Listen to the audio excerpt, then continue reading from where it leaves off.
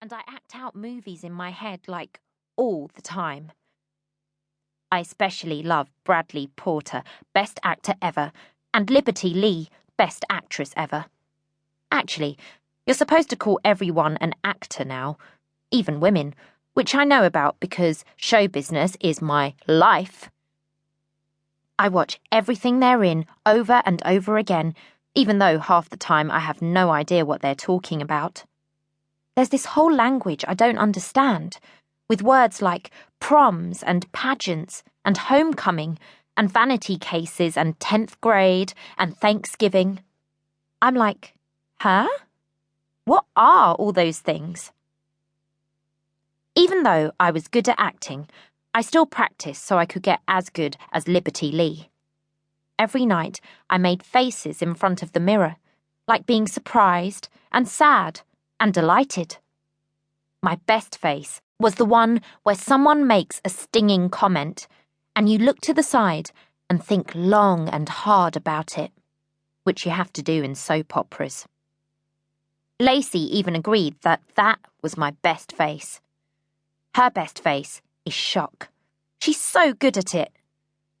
I just know she'll get parts in movies where she's like in the sea, all relaxed, and she looks up and there's a massive tidal wave coming, close-up of her face, and she freaks out, turns around to swim away and sees a gigantic shark right in front of her with its jaws open.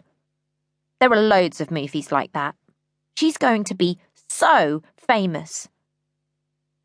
I could do surprised faces, but they weren't as good as Lacey's. I could cry better than Lacey, though. I'd been working on it.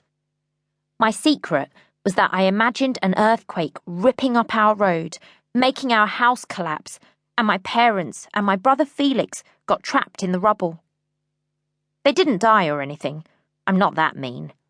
But the panic of not knowing whether they were alive or dead made me cry in 0 seconds flat. I wasn't proud to admit my technique, but it really worked. The tears welled up and came rolling out of my eyes. I'm sure that's how Liberty Lee does it as well. After the first lesson, Mr. Fox announced that the seniors had to go into the hall for an assembly. Lacey and I squealed at each other with outstretched eyes and flapped our hands in exciter panic. This was it! We scurried in and sat on the floor with our legs crossed, jiggling our knees. Miss Snarling stood up, holding a hefty pile of paper. She was wearing a yellow cardigan, black trousers, and yellow shoes, so she looked a bit like a giant wasp. Her name suited her down to the ground. Lacey reckoned her first name was Always. She was the meanest music and drama teacher ever, and she always chose the most boring, old-fashioned plays no one even liked. Last year, she picked Little Shop of Horrors, and we were like, huh? Little what of what? Good morning, everyone, she said. She was tall and wide with a gap in her teeth and a bush of curly hair like Medusa snakes, and she always wore at least one thing that was yellow. I'm sorry, but nobody wears yellow. Maybe they do in India or the Caribbean or places where it's hot and happy, but not in London.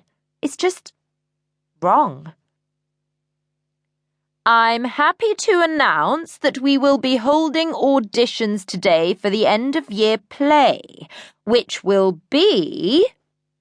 Lacey yelped. I held my breath. Who stole my brain? I thought. Please say who stole my brain. The Sound of Music. Huh? Lacey and I looked at each other in horror.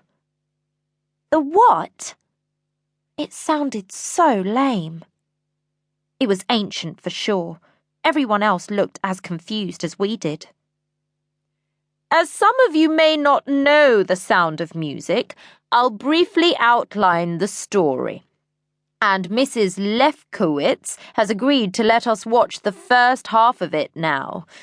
It's a long film, so we can't see it all, but you'll have enough of an idea by then, and we can watch the rest next term.